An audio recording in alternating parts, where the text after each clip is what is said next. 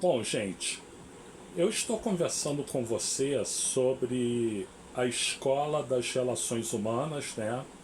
A escola das relações humanas que existiu no final dos anos 20 e início dos anos 30, dos anos 1900, né?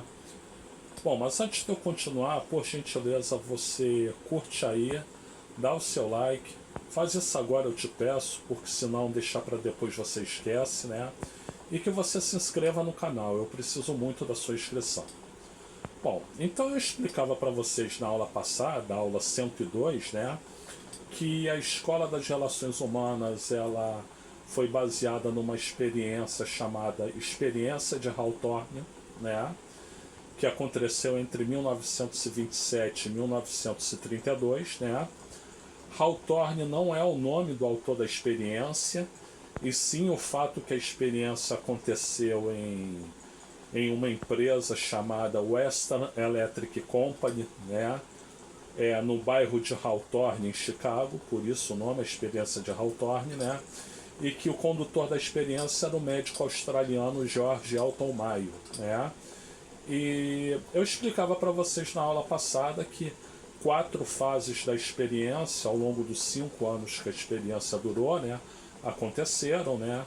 A primeira relativa à intensidade da iluminação, a segunda a montagem de relés telefônicas, a terceira um programa de entrevistas e a quarta a montagem de cabines telefônicas, né?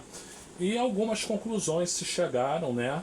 E sobretudo que o comportamento dos seres humanos ele não é formal como os clássicos falavam, como o Taylor e o Fayol falavam, né? Mas ele é muitas vezes informal, ou seja, voltado para o grupo, né? Para o interesse do grupo, né? Olha, gente, essa escola ela recebeu críticas, recebeu, né? A principal delas é que ela teria uma visão ingênua, né, e romântica do operário, né? Como se os operários se unissem, né, criassem espírito de grupo a favor da organização. Mas às vezes os operários eles criavam espírito de grupo contra a organização, né?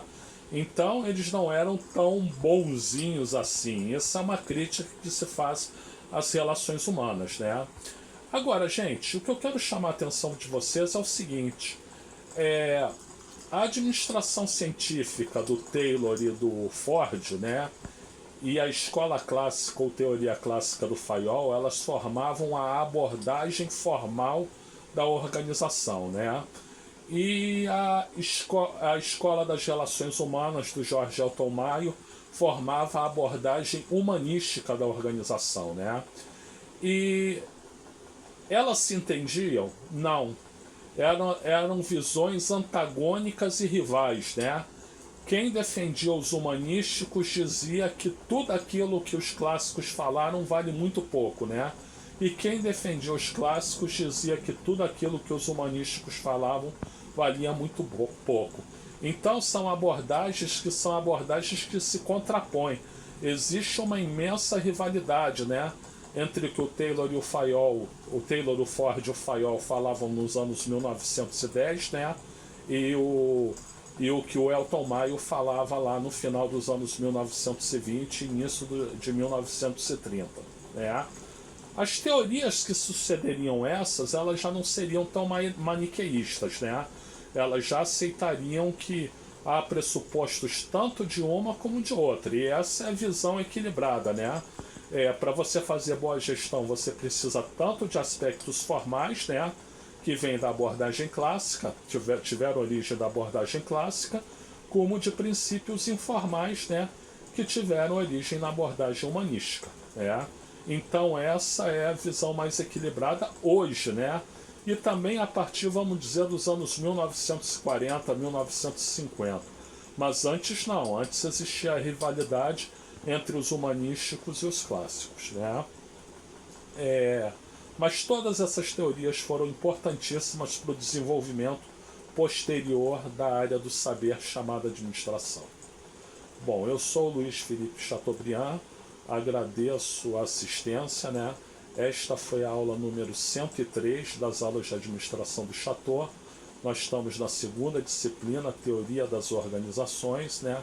E falamos hoje sobre críticas à Escola das Relações Humanas e o contraponto entre a abordagem clássica e a abordagem humanista.